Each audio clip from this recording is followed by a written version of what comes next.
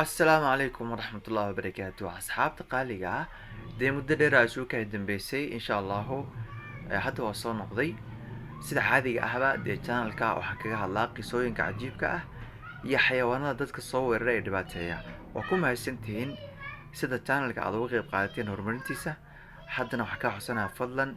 videogan ama clipkan inaad la garaysid haddii aadan hore noola jooginna fadlan nagu soo beer waa mahadsantihiin يعني halkan kilibka ugu horeeya waxaan ku daawanaynaa xayawaanka loo yaqaano tigerka oo ah xayawaanka ugu khatarsan yani xayawaankan waxaa lagu tilmaamaa xataa inuu ka xoog badan yahay libaaxa oo xataa libaaxyada uu dilo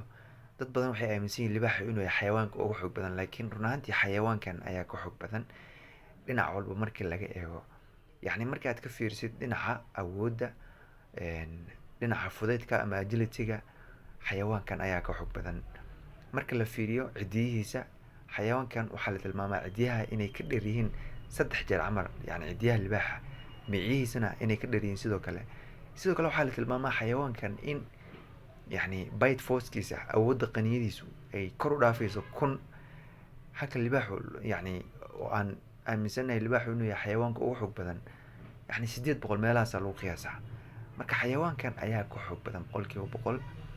waa xayawaan ferocious oo macnaheedu dadka aad ugu dila wadamada Hindiya iyo Ruushka yani qofka bini aadamka hadduu arko libaaxa laga yaabo inuu ka istaago laakiin xayawaankan dad badan ayuu dilay yani hal xayawaan ayaa lagu tilmaamaa xataa inuu 400 oo qof dilay hal sano wax ka yar gudaheed marka yani xayawaankan khatartiisa haddii aad ila qirsan tahay yani commentiga ku soo qor sidoo kale halkan waxaan ka daawanaynaa xayawaankan libaaxan nin ayaa halkan wuxuu ku karsanayaa shaah waa xilli aroor ah libaaxan ayaa macnaheedu wuxuu soo istaagaya marka dirishada libaaxan marka wuxuu doonayaa ninka inuu dirishada kala baxo oo arkaysaan reactionkiisa iyo macnaheedu qaabka uu doonayay inuu dirishada xataa kaga soo dhaxbaxo ninkan marka dhinacan koonahan isku qariyay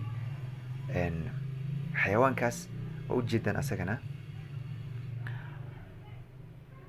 bal si fiican u fiiriya xayawaankaas wuxuu sameynaya libaaxa yani xinaaqa iyo maartay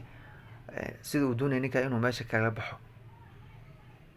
halkan waxaan ku daawanaynaa libaax kale oo macnaheedu siliga ka shisheeyo dadka marka libaaxan marka dhinaca siliga ayaa looga tuuraa hilibka